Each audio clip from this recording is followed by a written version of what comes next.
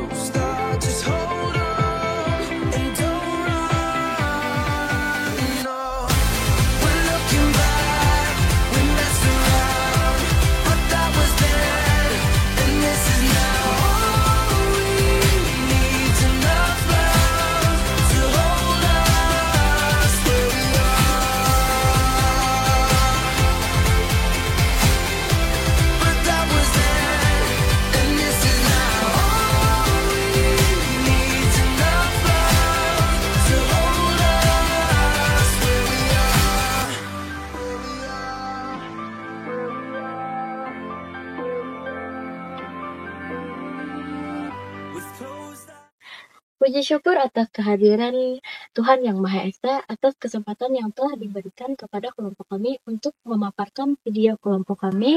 Sebelum melanjutkan ke materi selanjutnya, izinkan saya memperkenalkan teman-teman dari kelompok 1 terlebih dahulu.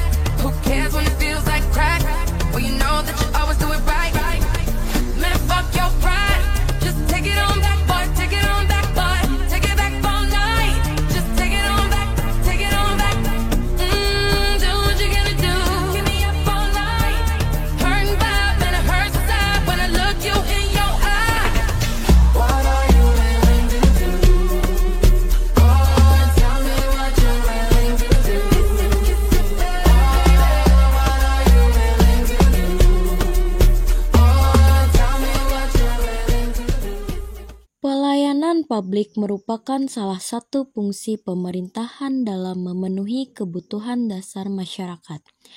Namun, realitas di lapangan masih menunjukkan adanya praktek birokrasi yang lambat, tidak transparan, dan kurang responsif terhadap aspirasi warga. Kondisi ini mendorong lahirnya reformasi pelayanan publik sebagai upaya memperbaiki kualitas pelayanan dengan prinsip efisiensi, akuntabilitas, dan partisipasi. Eksistensi pelayanan publik menjadi penting karena mencerminkan kehadiran pemerintah dalam kehidupan masyarakat. Pelayanan yang berkualitas akan meningkatkan kepercayaan publik dan mendukung tercapainya tata kelola pemerintahan yang baik. Oleh karena itu, reformasi pelayanan publik menjadi kebutuhan mendesak dalam menjawab tantangan dan harapan masyarakat yang semakin kompleks.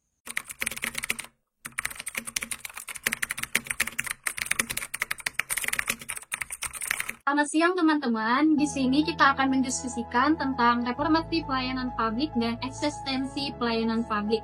Menurut kalian apa sih reformasi pelayanan publik itu? Kalau menurut saya, reformasi pelayanan publik itu adalah upaya pemerintah untuk memperbaiki cara mereka melayani masyarakat. Tujuannya agar pelayanan lebih cepat, transparan, dan tidak berbelit-belit. Betul, Rizka. Dulu kan banyak pelayanan publik yang lambat dan tidak efisien. Dengan reformasi, sekarang sudah banyak yang berbasis digital, jadi lebih praktis dan mudah.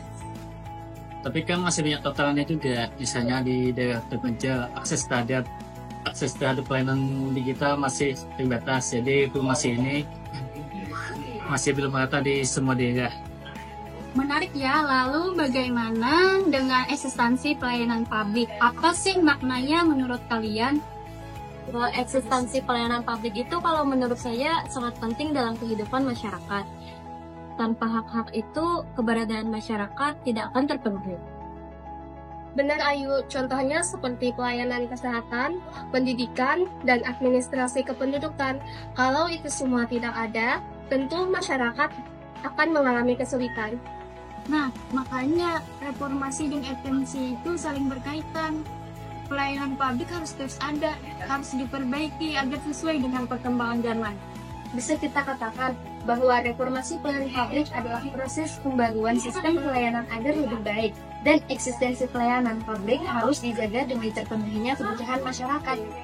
Baik teman-teman, tadi kan kita sudah membahas tentang pengertian umum reformasi pelayanan publik. Sekarang saya ingin bertanya, kenapa sih reformasi pelayanan publik itu menjadi kebutuhan yang mendesak pada saat ini? Menurut saya, karena masyarakat sekarang lebih kritis dan punya ekspektasi yang tinggi. Mereka ingin dilayani lebih cepat, akurat, dan transparan. Kalau sistem lama tidak diubah, masyarakat bisa kehilangan kepercayaan pada pemerintah. Benar, apalagi daerah digital. Banyak negara lain yang sudah menerapkan e-government.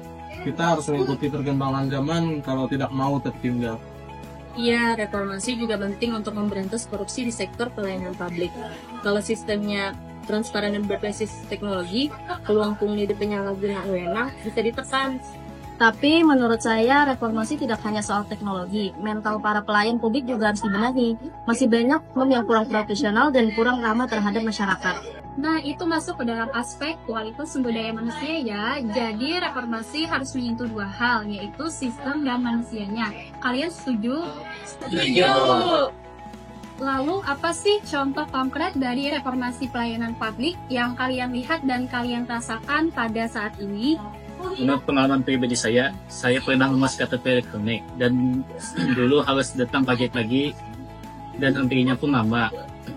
Sekarang sudah lebih cepat dan bisa daftar online pula. Itu saja sih menurutku. Saya juga lihat adanya perubahan di rumah sakit, adanya sistem antrian online dan display nomor antrian. Jadi tidak lama-lama untuk menunggu di loket. Di kampus saya, pelayanan akademik sudah menggunakan sistem digital seperti transkrip, PRS, semua bisa diakses lewat aplikasi Civitas. Ini contoh positif dari adanya digitalisasi dalam layanan publik. Sekali, tadi kan kita sudah membahas tentang reformasi dan eksistensi pelayanan publik. Menurut kalian, apa sih kendala terbesar dalam reformasi pelayanan publik? Menurut saya sih kendala utamanya adalah reformasi. Pelayanan publik adalah resistensi dari internal dari birokrasi. Banyak aparatur yang belum siap berubah, terutama dalam hal transparansi dan digitalisasi. Benar Rasmi, saya juga ingin menambahkan kendala lainnya adalah kurangnya infrastruktur teknologi, terutama di daerah terpencil. Nah, ini yang menjadi hambatan pelaksanaan pelayanan publik. Menarik sih, jadi ada kendala dari segi sumber daya manusia dan infrastrukturnya. Tapi sekarang menurut kalian apa sih dampak dari adanya reformasi dan eksistensi pelayanan publik pada saat ini? Menurut saya, dampaknya bisa positif, bisa juga negatif. Positifnya, reformasi mendorong efisiensi dan akuntabilitas pelayanan publik. Tapi kalau tidak diterapkan dengan baik, bisa menimbulkan kebingungan dan tidak puasan masyarakat. Iya Rizka, kalau eksistensi pelayanan publik tidak diperkuat, masyarakat bisa kehilangan kepercayaan terhadap pemerintah. Dan sekali, ada juga manfaat dari adanya reformasi dan eksistensi pelayanan publik. Pelayanan publik jadi lebih cepat, transparan, dan tepat sasaran. Masyarakat juga lebih mudah mengakses layanan, terutama dengan teknologi. Benar sih apa yang kamu bilang, Lisa. Selain itu, reformasi juga bisa meningkatkan profesionalisme antar sipil negara yang berujung pada meningkatnya kualitas pelayanan. Menurut saya sih yang paling penting kepercayaan masyarakat terhadap pemerintah bisa meningkat. Menurut saya yang bisa saya tangkap dari kesimpulan diskusi kita hari ini, bahwa reformasi dan eksistensi pelayanan publik sangat penting untuk meningkatkan kualitas pelayanan kepada masyarakat. Namun reformasi ini perlu dukungan infrastruktur, SDM, anggaran, dan budaya kerja yang terbuka terhadap perubahan. Reformasi pelayanan publik adalah proses perubahan dan pembaharuan sistem, kebijakan, dan praktik dalam pelayanan publik untuk meningkatkan kualitas, efisien, transparansi, dan akuntabilitas kepada masyarakat. Tujuannya agar pelayanan publik menjadi lebih responsif terhadap kebutuhan warga negara, sedangkan eksistensi pelayanan publik mengacu pada keberadaan dan peran penting pelayanan publik dalam menjamin hak-hak dalam masyarakat, serta memenuhi kebutuhan mereka melalui layanan yang disediakan oleh pemerintah, seperti pendidikan, kesehatan, administrasi, dan keamanan. Hubungan antara reformasi dan eksistensi pelayanan publik. Reformasi pelayanan publik memperkuat eksistensi pelayanan publik. Tanpa reformasi, eksistensi pelayanan publik dapat menjadi lemah karena pelayanan yang lamban, tidak transparan, atau tidak berpihak kepada masyarakat. Dengan reformasi, pelayanan publik menjadi lebih berkualitas dan mampu menjawab tuntutan masyarakat modern sehingga keberadaannya tetap relevan dan dipercaya. Manfaat adanya reformasi pelayanan publik. Pertama, meningkatkan kualitas pelayanan kepada masyarakat. Kedua, mendorong efisien dan efektivitas dalam birokrasi. Ketiga, meningkatkan transparansi dan akuntabilitas. Keempat, mencegah praktik korupsi dan penyalahgunaan wewenang. Kelima, meningkatkan kepercayaan masyarakat kepada pemerintah. Manfaat eksistensi pelayanan publik. Yang pertama, menjamin hak dasar masyarakat, terutama di bidang pendidikan, kesehatan, dan lain-lain. Yang kedua, menyediakan layanan merata bagi seluruh lapisan masyarakat. Yang ketiga, menjadi sarana penghubung antara negara dan rakyat. Yang keempat, kehadiran negara dalam kehidupan masyarakat. Yang kelima, meningkatkan kesejahteraan dan kualitas hidup. Kendala reformasi pelayanan publik. Yang pertama, kurangnya sumber daya manusia yang profesional. Yang kedua, anggaran yang terbatas. Ketiga, budaya kerja lama yang sulit diubah. Yang keempat, rendahnya partisipasi masyarakat. Kendala eksistensi pelayanan publik ada 5. Yang pertama, pelayanan yang lambat dan tidak efisien. Yang kedua, ketimpangan akses antara wilayah perkotaan dan pedesaan. Yang ketiga, kualitas pelayanan yang rendah. Yang keempat, dan kurangnya kepercayaan masyarakat. Dan yang terakhir, yang kelima, infrastruktur dan teknologi yang belum merata.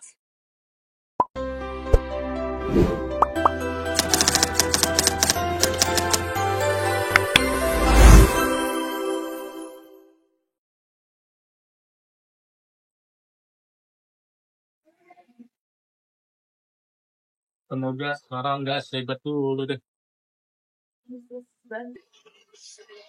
Selamat siang, Kakak. Bisa kami bantu? Saya ingin buat KTP. Baik, silakan tutup. Sebelumnya, isi formulir terlebih dahulu, bawa fotokopi dan tunggu 3 hari.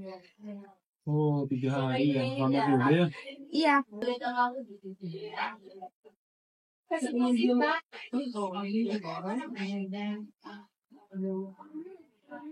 Silakan duduk. Ada yang bisa saya bantu? Saya ingin membuat KTP. Membuat KTP sekarang bisa dengan cara digital, cukup scan menggunakan QR atau isi data di tablet. Bisa juga dengan foto kartu keluarga menggunakan handphone. Wah, udah modern banget ya, Kak. Iya, ini hasil reformasi, cepat, transparan, dan lebih mudah. Dulu tanpa sistem digital pun juga bisa. Betul, Bu. Tapi kan sekarang masyarakat butuh pelayanan yang cepat dan praktis. Kita harus ikut berbenah agar mereka tidak menunggu terlalu lama. Baiklah.